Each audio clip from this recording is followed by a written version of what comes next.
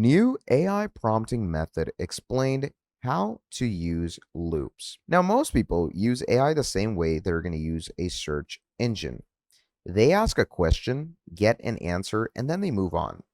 Now, that approach is going to work for simple tasks, of course, but for complex ones, it gets consistent and it consistently underperforms, and the frustration of getting mediocre AI outputs has led a lot of people to conclude that AI is not as capable as advertised.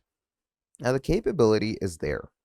The prompting method is the problem. And one of the most effective methods most people have never tried is loop prompting, a structured approach where you run the AI through a cycle of generation, evaluation, and refinement that produces dramatically better outputs than a single prompt ever could.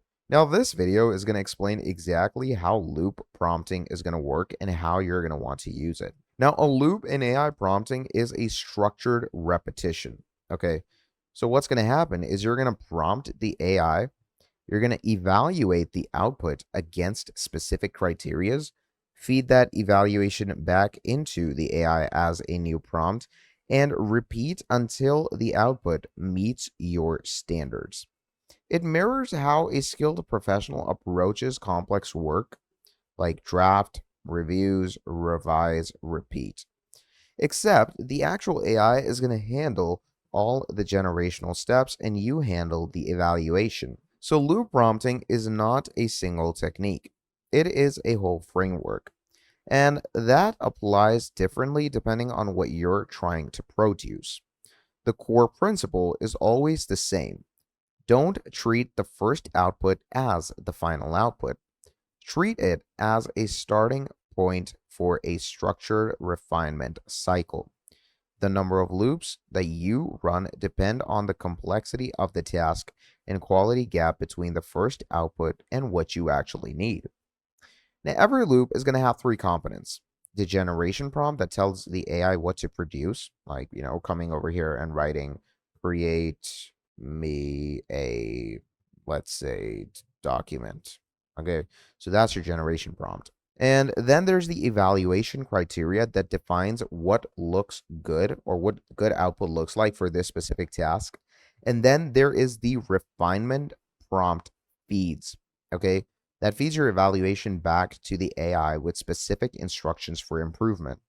Now, here is a simple example. So the generation prompt could be write a proposal for a web design project for a restaurant client. Okay. Then you can go ahead with something like the project involves a new website with online ordering or integration. Now you can write budget is $15,000.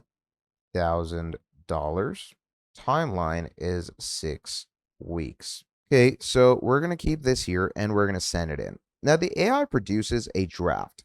Okay, you are going to evaluate this draft against your criteria. So, does it address the client's specific business goal? Is the pricing structure clear? Does the tone match how we communicate with clients? Where it falls short, you are going to write a refinement prompt. So you can write, like, let's say I don't find something good, right? I can write the proposal.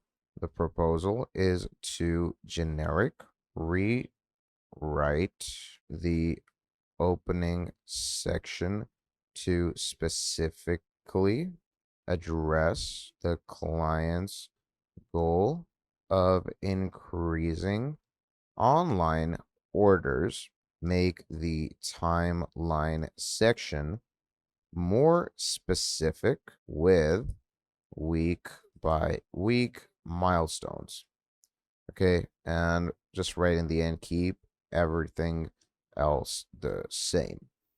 So now what we've done is we have given it a refined prompt. Okay, now the AI produces a revised draft. And of course, you're going to evaluate again. One or two more loops, and you have a proposal that would have taken 3 iterations of manual writing to reach the same quality. So you're going to go through what it gives you. And if you feel like it is right, you can go ahead with it and you have your prompt. Now, the quality refinement loop is the most commonly useful version and the best place to start. It's a pretty straightforward generate, evaluate, refine cycle focused on improving the quality of a single output. Now, the key to making quality refinement loops is or work is being specific in your evaluation. Vague feedback produces vague improvement. So, writing something like, make it better, that is not going to work. It just tells the AI nothing useful.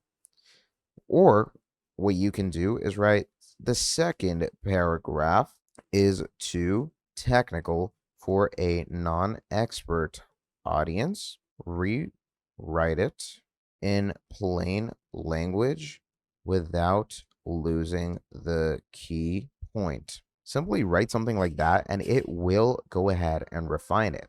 That is quality refinement looping. It tells AI exactly what to fix and how. Okay. Now, when running quality refinement loops, limit yourself to 3 to 4 specific pieces of feedback per loop. More than that overwhelms the refinement and can cause the AI to lose parts of the output that were already working while fixing the parts that weren't.